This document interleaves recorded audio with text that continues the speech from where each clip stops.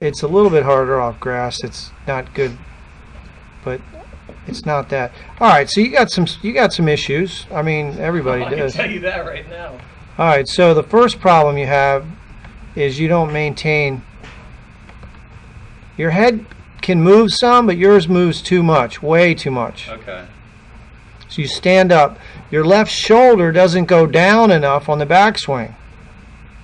Your left shoulder has to go down and across in order to maintain your spine angle. Your shoulders have to turn on a steeper angle. That's the first problem. Let's see if you get lateral shift in your hips. I think you do.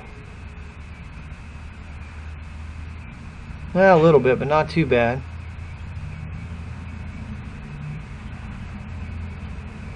Oh, oh, oh, oh. Okay. Yeah, that's a problem. Look at your left elbow. See that? Broken. Yeah. So you have a casting. Okay, so we'll fix some of this. I'm here. Yep. You see, you unload the shaft. See how you unload completely? In other words, you uncock your wrist. So I guess even doing that, you could still hit a good ball. Is what you're saying. Oh yeah, you just did. Yeah. But it's a big flaw because it's so variable when you bend the. Gotcha. You got angles in the wrist and the elbow. Yeah. You're just a good athlete getting away with a lousy swing. Gotcha. See, that's stuff you don't see unless you know. Well, no, that's why you're here. But look, because when you swing, you don't feel like you're breaking your wrist or any of that other stuff. No, of course not, because it all happens so fast. But you know, but let me just show you what it should look like, and then you'll say, "Oh, okay, well, that explains it."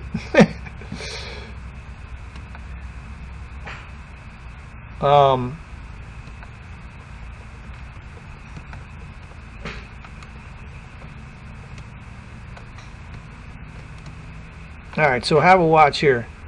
No bending in the arms going back. Gotcha. The first part of the takeaway, both arms are straight.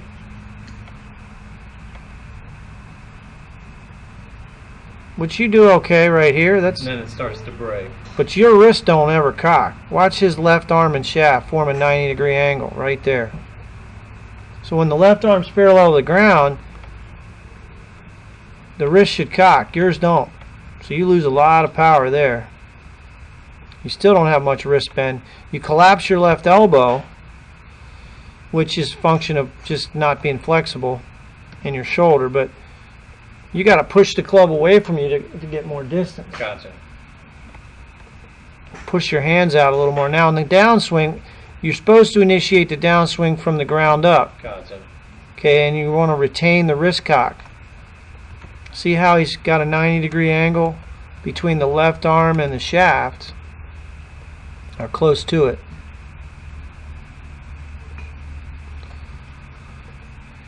So what happens when you start down, you start with your hands a little early. You don't have much wrist cock anyway, but we're going to have some. And then right here, you don't have any power, because power comes from stored energy in the wrist and retaining that load on the shaft. You unload too early, you're going to have, look at your left elbow. It's already bent the whole time. So you're saying that somewhere about right here, you need to cock your wrist up? Yeah, and you don't want to collapse your arms because that's pervasive. Look how you bend your elbow on the backswing, but it never straightens. It stays bent the whole time. Right. So we're going to get rid of that. Let's get rid of it. Yeah, we are. Chop my arm off, whatever.